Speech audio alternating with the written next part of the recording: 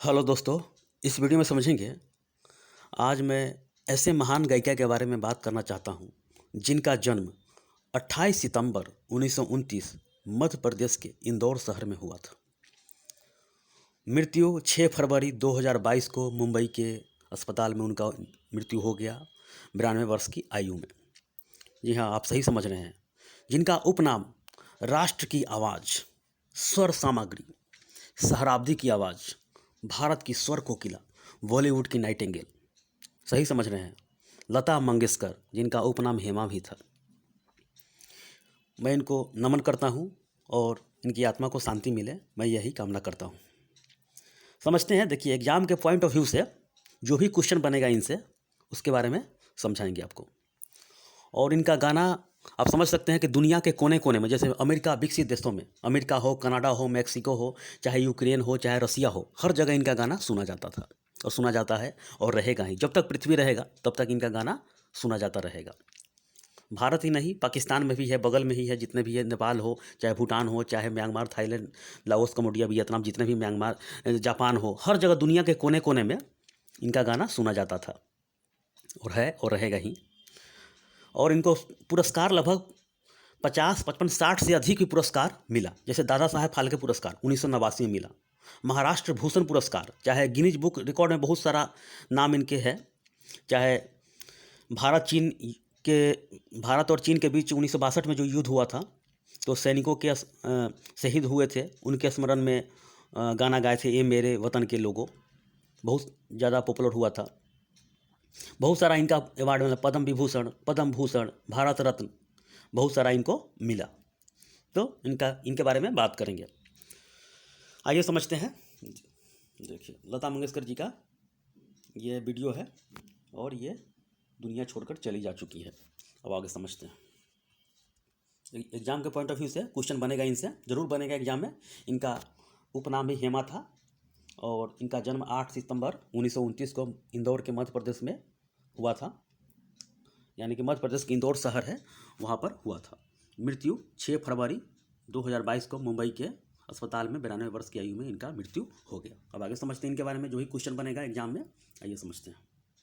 देखिए, लता मंगेशकर, जिनका उपनाम हेमा भी था, हेमा, और उपनाम बोला जाता है जैसे राष्ट्र की आवाज़, बॉलीवुड की नाइटिंगेल, भारत की स्वर कोकिला, स्वर सामग्री, सहराब्दी की आवाज़। पुराने समय में रेडियो में सुनते होंगे या सुनते थे इस समय, जैसे सीडी हो, डीवीडी हो, या बहुत सारे टेप रिकॉर्डर। अभी तो नया डिजिटल दुनिया आ गया है, तो एक क्लिक कीजिए, यूट्यूब पर हो चाहे कहीं भी म्यूजिक में, तो ये इनका गाना सुनने को मिलेगा। तो पहले ही उस समय टेप रिकॉर्डर में रिकॉर्ड किया जाता था, डायरेक्ट सुना, मतलब बहुत कठिन से सुना जाता था। लेकिन अब तो डिजिटल दुनिया में किसी समय सुन सकते हैं। तो ये सारा का सारा इनका नाम दिया गया, बहुत सारा नाम है। तो ये भी एग्जाम में पूछेगा कि राष्ट्र की आवाज़ किसको सूचित किया जाता था और किया जाता है, इस तरह ही क्वेश्चन बनेगा। तो राष्ट्र की आवाज़ लता मंगेशकर जी को। बॉलीवुड की नाइटिंगेल किसे कहा जाता है? भारत की स्वर कोकिला, स्वर सामग्री, सहराब्दी की आवाज़। ये समझ गया। अब आगे समझते हैं। जन्म इनका हुआ था 28 सितंबर 1929 के मध्य प्रदेश के इंदौर शहर में। ये समझ गए। अब मृत्यु समझते हैं। 6 फरवरी 2022 को मुंबई के अस्पताल में 92 वर्ष की आयु में इनका मृत्यु हो गया। पिता पंडित दीनानाथ मंगेशकर, पंडित दीनानाथ मंगेशकर इनके पिताजी का नाम था। माता सेवंती मंगेशकर, माता जी का नाम सेवंती मंगेशकर।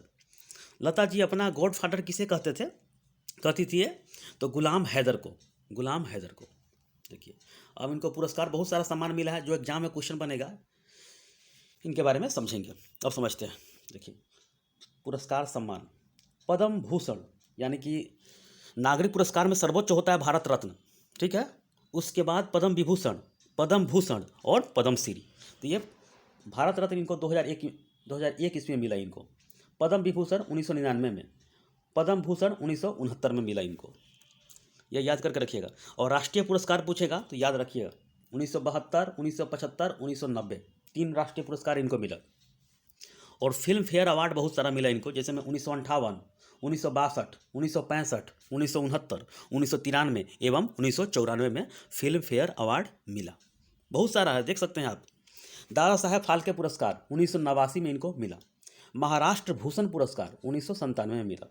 दुनिया में सबसे अधिक गाने का गिनीज बुक रिकॉर्ड में इनका किया गया नाम 1974 में। लगभग 30,000 से ऊपर गाना गा चुकी हैं ये, 36 भाषा में गाना। ये समझ सकते हैं कितना कठिन दौर में ये अपना गाना मुकाम हासिल किए। एक गरीब परिवार से निकले हुए।